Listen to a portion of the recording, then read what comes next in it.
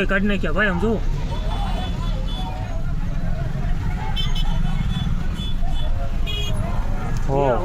ઓલા લોહી કાઢી નાખ્યું તું, કાન કાઢી નાખ્યો કે હું? હા કાન કાઢી નાખ્યો ઓલાનો હું? હોર્ન વગાડવા જેવી બાબત પર લઈને છરી વડે હુમલો થતાની સાથે તે પોલીસ પણ હાલ જે છે તે તપાસના ચક્રો ગતિમાન કર્યા છે. ભાવનગર પોલીસને ખુલ્લો પડકાર ફેંકતા અસામાજિક તત્વો કેમેરામાં કેદ થયા છે. હોર્ન મારવાની બાબતે એક્ટિવા અને 4 વ્હીલ ચાલક વચ્ચે બબાલ થઈ હતી. મનીષ પરમારના શખ્સે છરી વડે હુમલો કર્યાની ચર્ચા થયા જાગી છે. છતાંય ભાવનગર પોલીસ હજુ શું ઊંઘમાં છે? કેમ ભાવનગર પોલીસ એવો ડર નથી બતાવી રહી? પોતાના દંડાનો ડર નથી બતાવી રહી, પોતાની ખાખીનો ડર નથી બતાવી રહી. ત્યારે જ ન્યૂઝરૂમ ગુજરાતની યુટ્યુબ ચેનલને સબસ્ક્રાઇબ કરો અને ઇન્સ્ટાગ્રામ અને ફેસબુક પર ફોલો કરો. અપડેટ રહો, સત્યની સાથે રહો.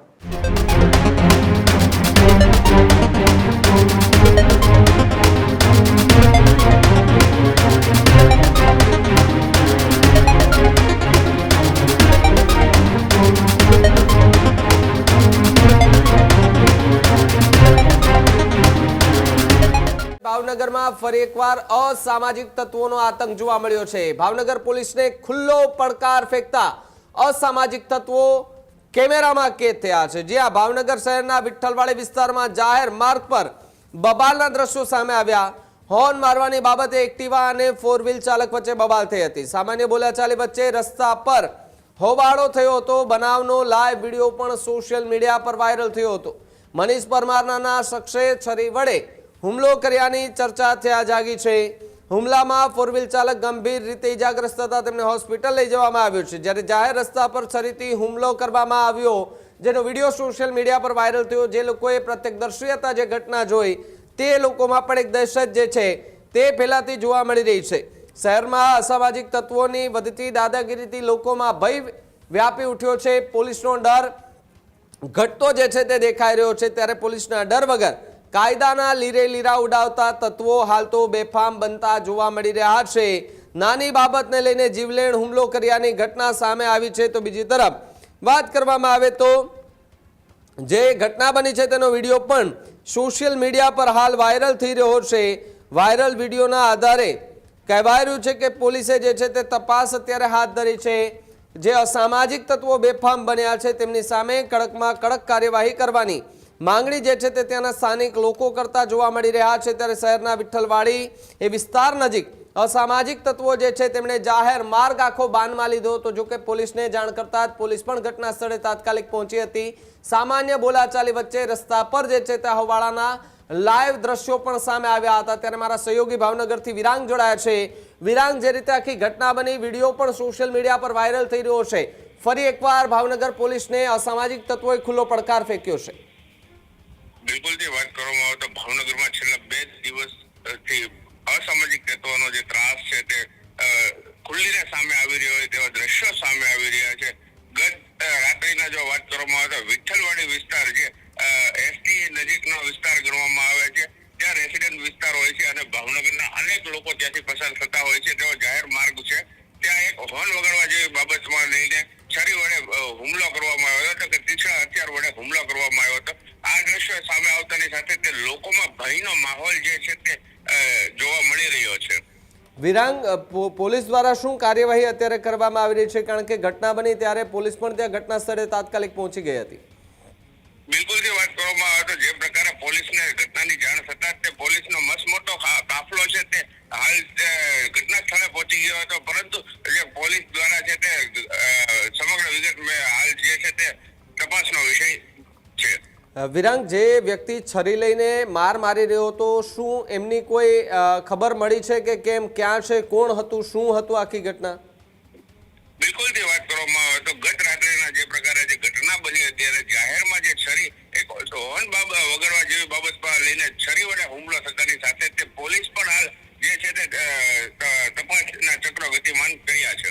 બિલકુલ બિલકુલ આભાર વિરાંગ, જોડાવા બદલ અને માહિતી બદલ. તો જે રીતે ભાવનગરમાં ફરી એકવાર અસામાજિક તત્વો બેફામ બનતા જોવા મળી રહ્યા છે. છરીથી હુમલો કર્યાની ઘટના સામે આવી છે. સામાન્ય એવી હોર્ન વગાડવાની બાબતને લઈને છરીથી હુમલો કર્યાની ઘટના સામે આવી છે. આ ઘટના સામે આવતા જ ભાવનગર શહેરમાં ચકચાર મચી જવા પામી છે. રસ્તા પર પણ હવે લોકોને નીકળતા ડર લાગી રહ્યો છે. ગમે ત્યારે ગમે તે અસામાજિક તત્વ ખુલ્લે આમ છરી લઈને ફરી રહ્યો છે. પોલીસ અને ખાખીનો જરા પણ ડર રાખ્યા વગર ખુલ્લેઆમ દાદાગીરી કરતા આવા જે છે તે બાબુઓ જોવા મળી રહ્યા છે. ત્યારે આવા અસામાજિક તત્વો, ગુંડાઓ, લુખ્ખાઓને ભાવનગર પોલીસ ક્યારે પકડી અને સબક શીખવાડશે? આવા ગુંડાઓના વરઘોડા કાઢવાની કોઈ જરૂર નથી. આમને સીધા જ જેલ ભેગા કરવાની જરૂર છે. કારણ કે આવા લોકોના કારણે કેટલાક અસામાજિક તત્વો ફૂલે ફાલે છે. આવાની આવી હરકતો જોઈને બીજા અન્ય લોકો પણ આમાંથી શીખે છે કે પોલીસે તાત્કાલિક ક્યાં કાર્યવાહી કરી, આપણે ભાગી જશું, ગમે ત્યાં ફરાર થઈ જશું, પોલીસ પકડશે તો આપણે હાજર થઈ જશું. એવી વિચારવાળા જે છે તે અસામાજિક તત્વો પર પહેલી કાર્યવાહી થવી જોઈએ. અને જે પ્રમાણે આખી આ ઘટના બની હતી, આ ઘટનામાં ભાવનગર પોલીસની કાર્યવાહી સામે સવાલ એટલા માટે ઊભો થઈ રહ્યો છે કે ભાવનગર પોલીસ કે જેઓ રાત્રિના પેટ્રોલિંગના દાવાઓ કરે છે, એ જ દરમિયાન એટલે કે રાત્રિના જ સમયે જે ઘટના બની છે તે ઘટનામાં પોલીસ પહોંચી ત્યારે ત્યાં એ અસામાજિક તત્વ હતો કે કેમ, એ ગુંડો હતો કે કેમ, લુખ્ખો હતો કે કેમ, એ પકડાયો છે કે કેમ, હજી સુધી હાલ તો વિગતો જે છે તે નથી મળી.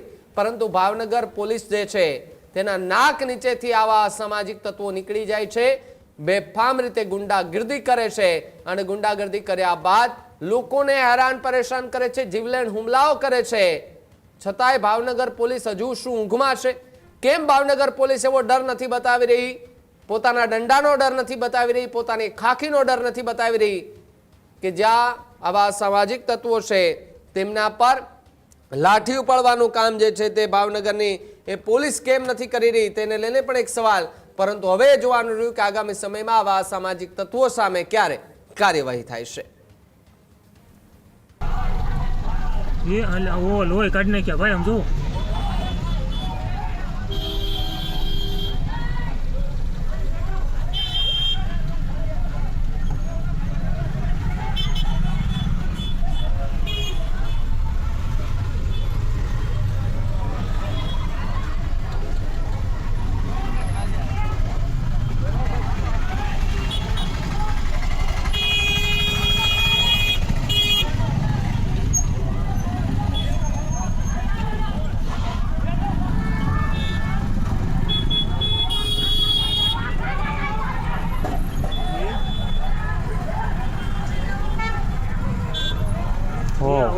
ઓલા લોહી કાઢી નાખ્યું હતું. કાન કાઢી નાખ્યો કે હું? હા, કાન કાઢી નાખ્યો ઓલાનો. હું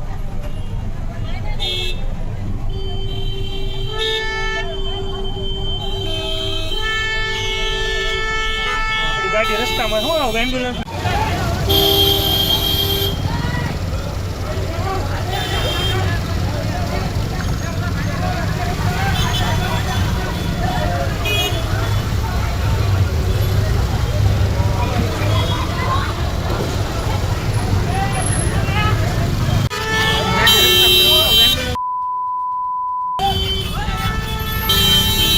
હજુ સુધી તમે અમારી ચેનલને સબસ્ક્રાઇબ નથી કરી તો અત્યારે જ ન્યૂઝરૂમ ગુજરાતને સબસ્ક્રાઇબ કરો, ફેસબુક અને ઇન્સ્ટાગ્રામ પર ફોલો કરો.